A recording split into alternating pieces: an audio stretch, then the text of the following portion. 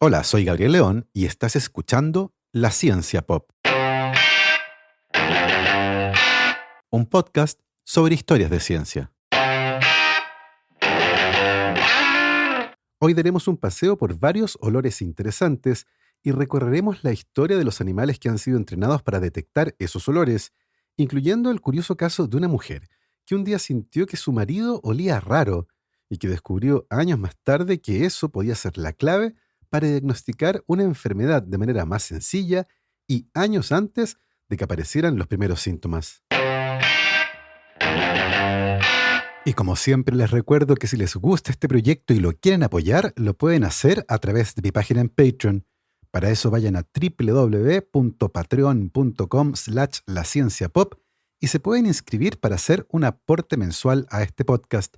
Agradezco como siempre los aportes de mis queridos Patrons: Cristian Oteiza, Andrés Altamirano, Sebastián Toledo, Alberto Montt y Laura, Claudia Delenson, Diego Molina, Germaín Araya, Pedro Maldonado, Ana Lucía Luna, Romina Mattioni, Simón Castillo Riedemann, Diego Socias, Luciano Cisterna, Ricardo Yáñez, Fernando Montenegro, Matías van der Straten, Francisco Soto, la familia Flores Noguer, Manuel Morales, Daniela Allendez, Fernando Rode, la familia Helfman von de Sauer, Giuseppe Carufo, David Pelao Pérez, Sebastián Umaña, Carolina Valle, Verurín Illeco, Michel Baró, Cristóbal Moene, la familia Serpa Rebolledo, Pablo y Milesita Villalobos, la familia Tanús Ramos, Rosario Calderón, Pedro Castillo, Adrián Cataldo, el EC Podcast, José Luis Ulloa, Amanda Larraín, Marcela Martínez, Trinidad Santana, la familia Mateluna Morán, Cris, David Senger, David Poblete, María Soledad Neira, Giovanni Rosales, Olivia Artiga, José Luis del Campo y los Rojas Peredo.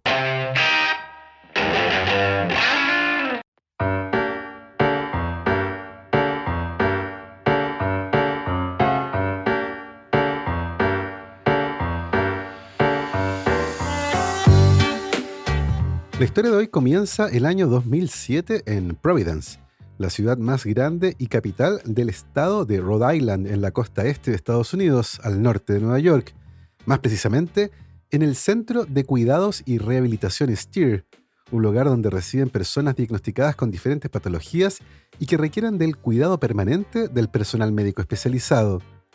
Y para ser más precisos todavía, la historia comienza en el tercer piso de este centro, donde residen pacientes diagnosticados con varios tipos de demencias, incluyendo la enfermedad de Alzheimer, y que es también el lugar donde vive Oscar, el protagonista de esta primera historia. Un día Oscar despertó de su siesta y estiró su cuerpo lentamente mientras observaba sus dominios.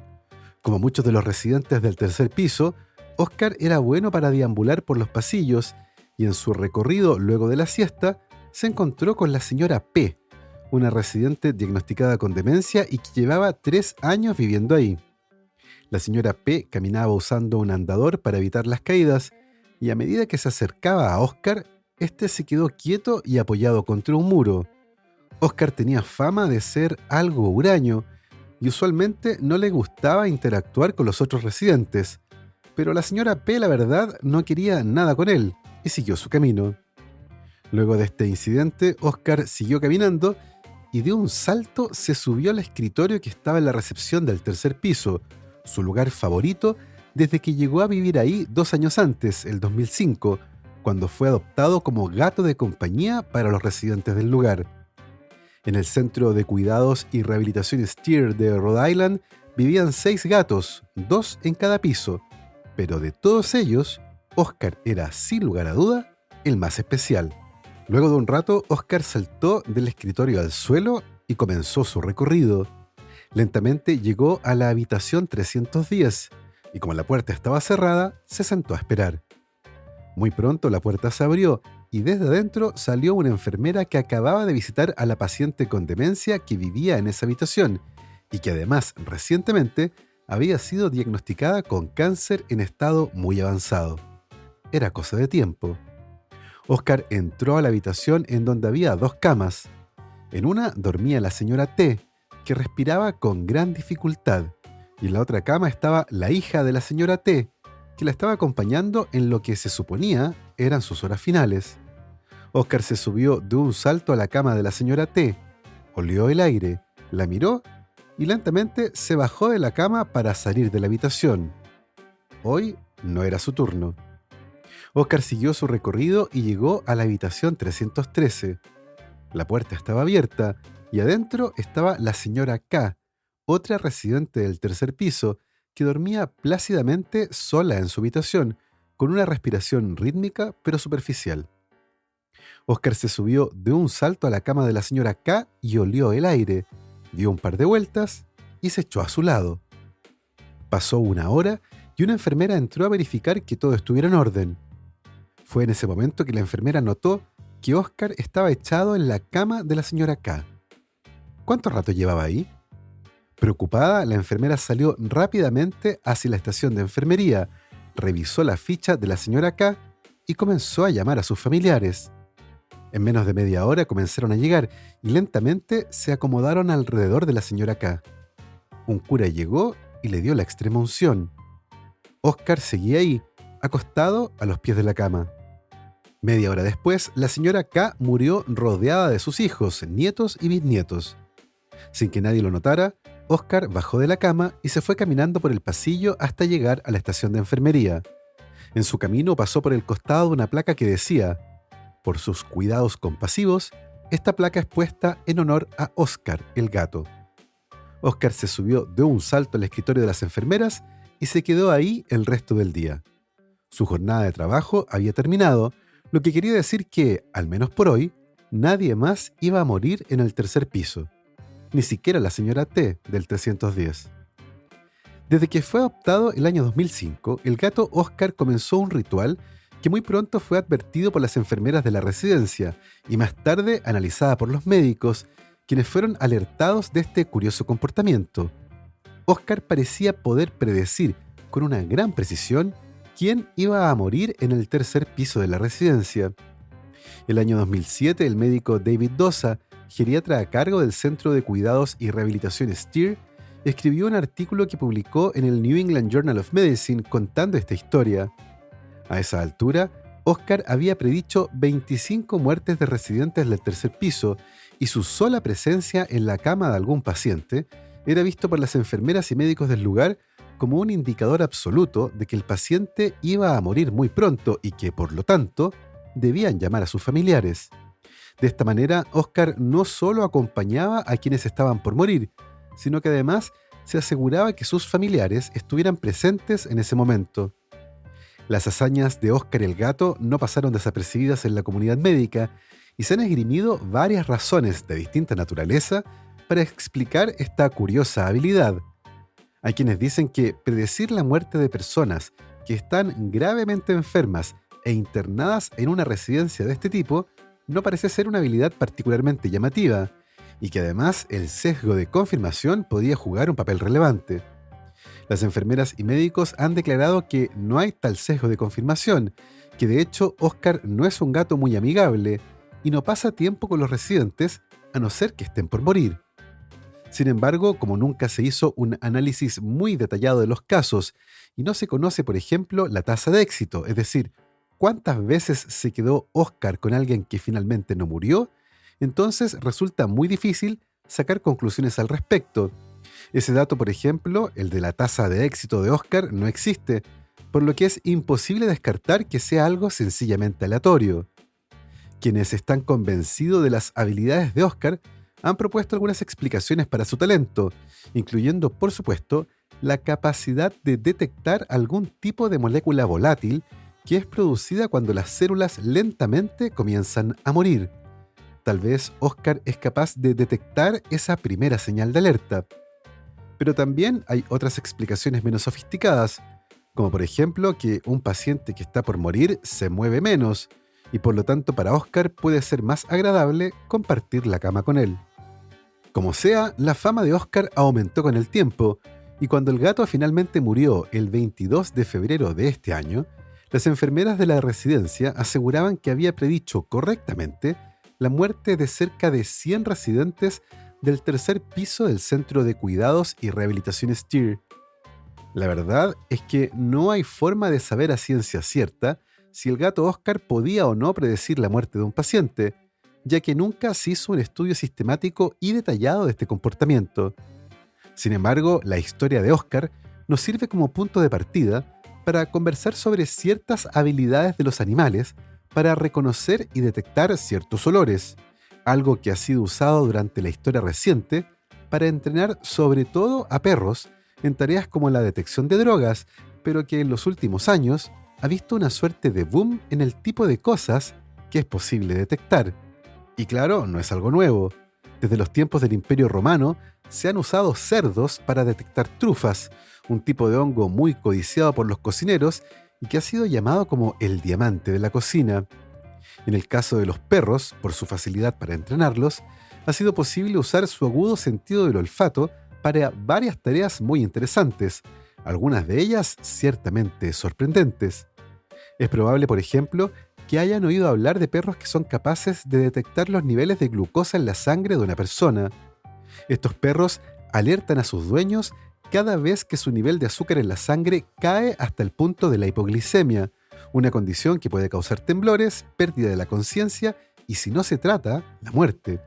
Esta habilidad ha sido un misterio durante mucho tiempo, ya que nunca se ha entendido exactamente cómo los perros captan estos cambios en el nivel de azúcar en la sangre. El año 2016, científicos de la Universidad de Cambridge intentaron resolver este misterio y para eso estudiaron la composición del aliento de 8 mujeres con diabetes de tipo 1, mientras los niveles de azúcar en la sangre de estas mujeres bajaba de manera controlada hasta el punto de la hipoglicemia, para ver si había algún cambio en la composición de moléculas volátiles que exhalaban y que tal vez podían ser detectadas por los perros.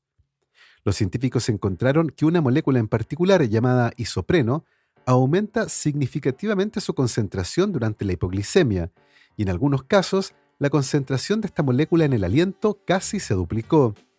Si bien este cambio sería demasiado sutil para que los humanos lo oliéramos, los perros tienen la capacidad de detectar olores en concentraciones de alrededor de una parte por 1.000 millones, que es como el equivalente a que detectemos media cucharadita de azúcar en un volumen de agua como el de una piscina olímpica.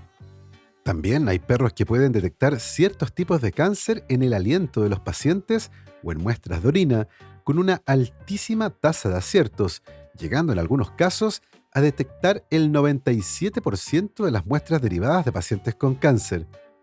Y no solo enfermedades que afectan a humanos pueden ser detectadas gracias al olfato de los perros. El Wanglobing de los cítricos o HLB, también conocido como enfermedad del enverdecimiento de los cítricos, es una de las enfermedades más destructivas que puede afectar a plantas de limones o naranjas. Originalmente se pensaba que era causada por un virus, pero ahora se sabe que es causada por una bacteria. Cuando la bacteria del HLB infecta a un árbol, sus hojas desarrollan una apariencia moteada, con manchas, y en los árboles infectados crónicamente, las hojas son más pequeñas y exhiben manchas asimétricas. Además, los frutos de los árboles infectados con HLB son pequeños, de color irregular y contienen semillas abortadas. El jugo de la fruta afectada es escaso y anormalmente amargo, y cuando la fruta madura, conserva zonas de color verde, lo que explica que esta enfermedad sea conocida como la enfermedad del enverdecimiento de los cítricos. Se trata de una enfermedad que produce enormes pérdidas económicas y como no tiene cura, la eliminación rápida de los árboles infectados es fundamental para prevenir la propagación a árboles cercanos. El gran problema es que, usualmente, los árboles infectados solo son identificados cuando manifiestan los síntomas y muchas veces esto ocurre cuando ya es tarde y la enfermedad se ha propagado a otros árboles. El año 2020 se describió que perros entrenados especialmente para esto detectaron las infecciones por HLB con más de un 99% de precisión, semanas o años antes de la detección visual de la enfermedad. Este análisis también sugiere que los perros eran más efectivos y económicos que los métodos actuales de detección temprana para el control sostenible de esta enfermedad. Ahora bien, de todos los perros que detectan cosas, probablemente los más curiosos sean Lucky y Flo, dos labradores retriever negros que fueron entrenados por el Dr. Neil Powell para detectar discos de policarbonato, como los que se usan como soporte físico para los DVDs, y por lo tanto, Lucky y Flo se convirtieron en detectores de DVDs piratas, llegando a desbaratar bandas organizadas en Asia que se dedicaban a la copia y venta fraudulenta de películas en DVD. Evidentemente, los perros no pueden diferenciar por el olor un DVD original de uno pirata, pero como pueden detectar el olor de los discos, si un container que supuestamente lleva ropa es detectado por los perros, automáticamente el personal de aduanas revisa el embarque. La mayor parte del tiempo los perros aciertan y en lugar de ropa, el container lleva discos de DVD, que son todos piratas y se mueven en los puertos con papeles falsos. Fue tal el éxito de estos perros cuando trabajaron en Malasia que en marzo de 2006 las mafias de DVDs piratas ofrecieron una recompensa a quien eliminara a Lucky y Flo, ya que hacían peligrar este lucrativo negocio ilegal. Si bien el olfato de los perros es muy sensible y versátil, hay que reconocer que el olfato humano no se queda atrás y que una persona con los ojos vendados puede fácilmente seguir el rastro del olor a chocolate. Y a veces, casos excepcionales de talento olfativo han llevado a descubrimientos muy sorprendentes. Durante la mayor parte de su vida, Joy Milne tuvo un superpoder que desconocía completamente. Simplemente no tenía idea de que poseía un don biológico absolutamente asombroso y ligeramente aterrador, uno que muchos científicos estarían deseosos de estudiar y entender. De hecho, Joy probablemente no habría descubierto este don si no hubiera sido por su esposo, Les Milne. Los dos se conocieron cuando todavía estaban en el colegio, en Escocia, y desde la primera vez que bailaron juntos quedaron absolutamente fascinados uno del otro. Joy recuerda de ese primer baile que el olor de Les le había encantado. Era un olor masculino y único, uno que se convirtió en esa seña más característica de quien sería su marido. Luego de estudiar en la universidad, Joy y Les se casaron. Joy era enfermera y Les médico y tuvieron 3 hijos. Como pareja, ambos funcionaban a la perfección y, más allá de las típicas diferencias de opinión sobre una cosa u otra, no tenían problemas de ningún tipo y se llevaban de maravillas. Hasta que todo cambió. Un día, cuando llevaban unos 10 años de casados, Les llegó a casa y olía diferente. Su encantador olor masculino había desaparecido y Joy sentía que su marido olía a levadura, una mezcla entre vino pasado y ropa húmeda. Era un olor muy desagradable. Al principio, Joy pensó que su marido apestaba a algo del hospital, así que le pidió que se duchara. Pero el olor persistía. El problema es que no fue algo pasajero, y en las semanas y meses posteriores, ese desagradable olor solo se intensificó. Joy comenzó a pedirle a su marido que se duchara con más frecuencia y que fuera más cuidadoso para limpiarse, pero el olor seguía ahí. Muy pronto, esta dinámica comenzó a generar roces en la pareja, sobre todo porque Joy parecía ser la única persona que sentía este olor tan molesto, y su marido parecía ser la única persona que emitía ese olor. Con el paso del tiempo, Joy comenzó a notar que el olor de su marido no era lo único que estaba cambiando, y notó sutiles modificaciones en su comportamiento, que muy pronto fueron de gran preocupación. Joy sentía que la personalidad y el carácter de su marido habían cambiado. Estaba perdiendo el sentido del humor y era mucho más arisco y peleador que antes. Las características que Joy adoraba de su marido, su consideración, paciencia y carácter general, comenzaron a desaparecer, hasta que, cuando Les cumplió 40 años, se había convertido en un hombre completamente distinto al que Joy recordaba. Finalmente, una noche, Joy despertó cuando Les comenzó a sacudirla en la cama mientras le gritaba. Era una especie de pesadilla, pero claramente fue la gota que rebasó el vaso. Joy temía que su marido tuviera un tumor en el cerebro y ambos fueron a un especialista, el que luego de varios exámenes les dio un diagnóstico. Les, de 45 años, tenía la enfermedad de Parkinson. Era el año 1995 y la vida de esta pareja cambió completamente. Los 20 años que siguieron a ese diagnóstico fueron tremendamente difíciles. Todo empeoró a medida que pasaba el tiempo y Les perdía progresivamente la capacidad de moverse, luego su trabajo y más tarde su vida social. Tratando de encontrar compañía en este complejo proceso, el matrimonio decidió participar en un grupo de apoyo para personas diagnosticadas con Parkinson. Joy y Les llegaron tarde a la primera reunión, miraron por el vidrio de la puerta de entrada y vieron una sala repleta de pacientes y sus familiares. Entraron discretamente y fue en ese momento cuando Joy sintió una bocanada de ese olor que había reemplazado al olor de su marido. El lugar del encuentro apestaba con el mismo olor que comenzó a emitir su marido décadas atrás. Fue un momento eureka. Automáticamente Joy se dio cuenta de que otras personas en la habitación, también diagnosticadas con Parkinson, tenían el mismo olor a levadura y humedad que tenía Les, el olor que Joy había notado por primera vez cuando su marido tenía solo 31 años, más de 10 años antes de su diagnóstico. Joy también se dio cuenta que algunas personas en esa reunión olían más fuerte que otras. Y ahí, Joy se dio cuenta de dos cosas. La primera es que tal vez el Parkinson tiene un olor característico. Y la segunda es que ella podía olerlo. Mientras manejaba de vuelta a casa después de la reunión y luego de pensarlo un momento, Joy le contó a su marido lo que había pasado. Lentamente, ambos, los dos profesionales del área médica, comenzaron a analizar las posibilidades. La primera vez que Joy sintió ese olor especial fue una década antes de que otros síntomas de la enfermedad aparecieran. Si era cierto que Joy podía oler el Parkinson, ese olor se anticipaba muchísimo a otros síntomas usados habitualmente para diagnosticar la enfermedad. Podría ser una forma de alerta temprana, lo que podría cambiar la forma de diagnosticar y tratar a pacientes en el futuro.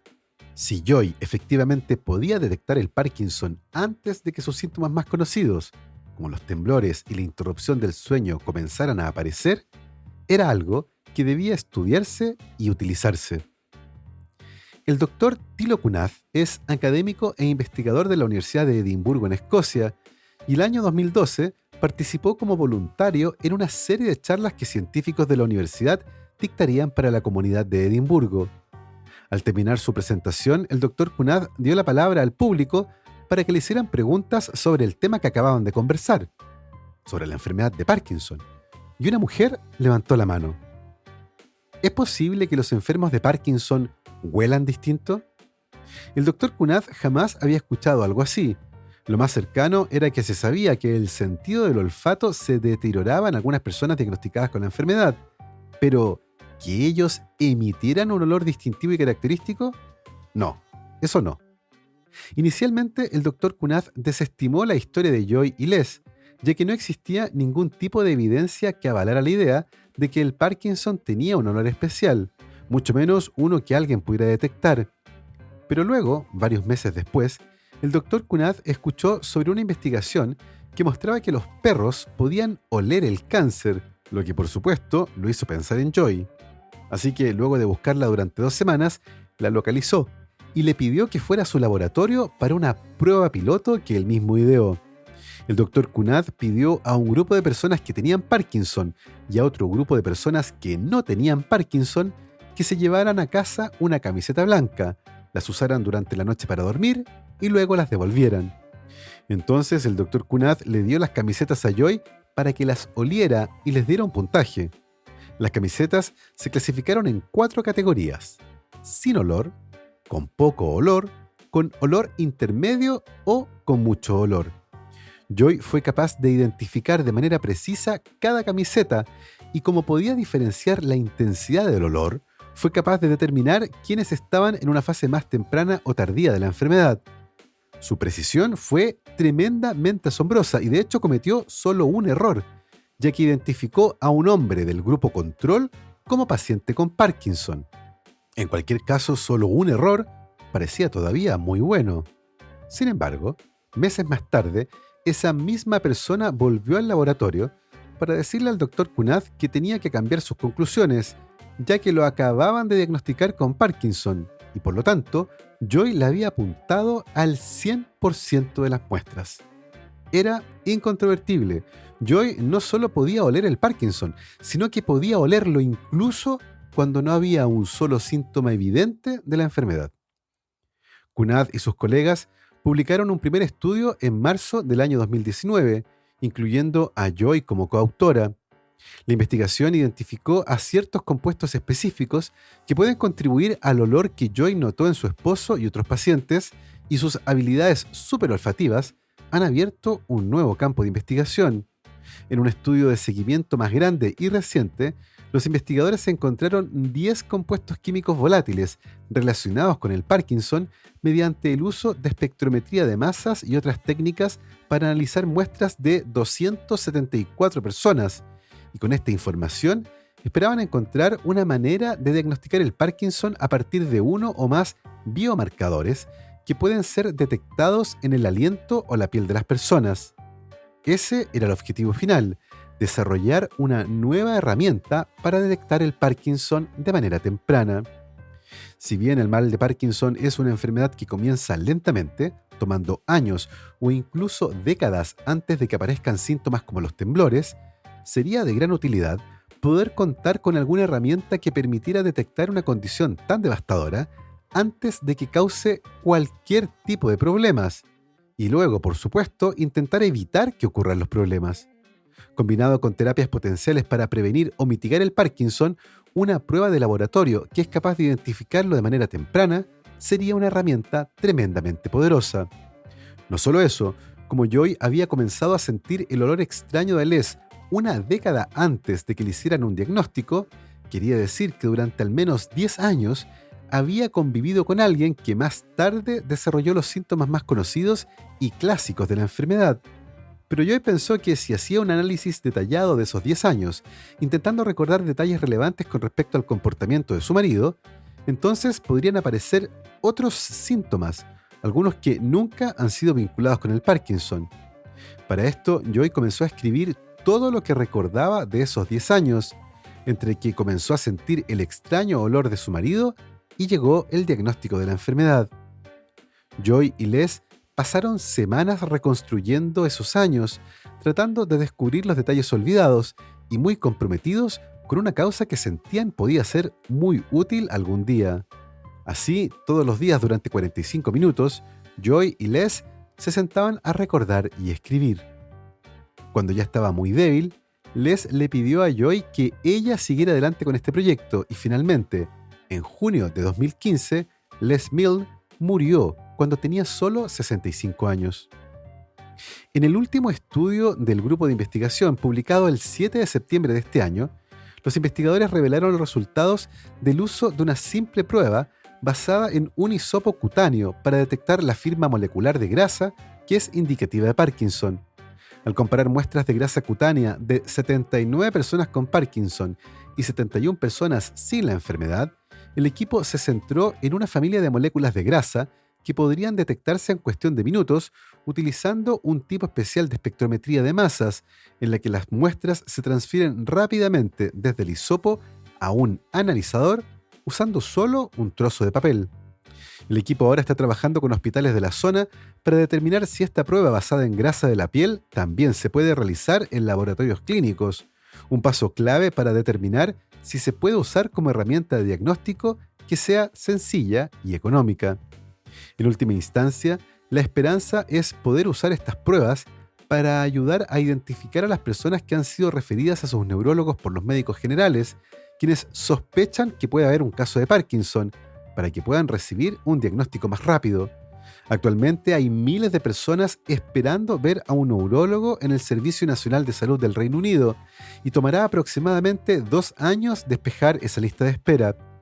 Una prueba como la desarrollada a partir de estos estudios podría permitir a esos pacientes enviar sus muestras para analizarlas en el laboratorio del hospital e identificar a aquellos que necesitan ayuda con mayor urgencia. Muchas de las personas en lista de espera han sido contactadas para que participen como voluntarias en este ensayo de mayor tamaño. No solo eso, el caso de Joy Milne y su marido ha inspirado a grupos de investigación en todo el mundo, los que se han lanzado a identificar biomarcadores basados en la firma olfativa de algunas enfermedades. Y de manera interesante, la misma Joy sospecha que también puede detectar con el olfato a personas que tienen Alzheimer, cáncer o tuberculosis. Un don curioso que podría generar nuevas herramientas de diagnóstico. Y así, hemos llegado al final de este episodio. Espero que lo hayan disfrutado. Yo me despido como siempre saludando a mis muy queridos patrons: Cristóbal Orellana, Diego Riquelme, Constanza Jabal, Florencia Castañeda, Mauricio Silva, la familia Yuri Martínez, Bernardo Pollack, Claudio Oyarzo y Toña, Sebastián Beche, Cirilo, Fede y Pola, la familia Calen Queirolo, Alejandra Díaz, Fernando Araya, Juan Salvador Gajardo, la familia de la Cruz Morales, José Manuel Viveros, Claudia Torres, Alberto Pozo, Robinson Esparza, Janet Leguas, María José Pino, Pilar Calderón, la familia Fuentes Schonfeld, la familia Díaz Ríos, Beatriz Geldres, Martín Garrido, Luis Alberto Soto, Jo y su papá, Greco Saavedra, Juan Catipillán, María Paz Domínguez, Emma y Ana Llénero, Paula Lagos, Hans Stange, Anaí Mena, Sergio Espinosa, Sebastián Anielo, Sandra Marras, Bastián y Laura Vargas, Rodrigo Linfati, la familia Martínez Pereira, Pancho Pereira, NG, Ricardo Evia, Daniel Aroca y Dayani, Los Manguaces, Cosca y Banya, Jorge Valdivia, Felipe Rebolledo, la familia Permonti Rivera, Juan Larraín y Sergio y Jorge Pincheira. Nosotros nos volvemos a escuchar el próximo viernes. Que esté muy bien, cuídense mucho, lávense las manos y por supuesto, que la ciencia los acompañe.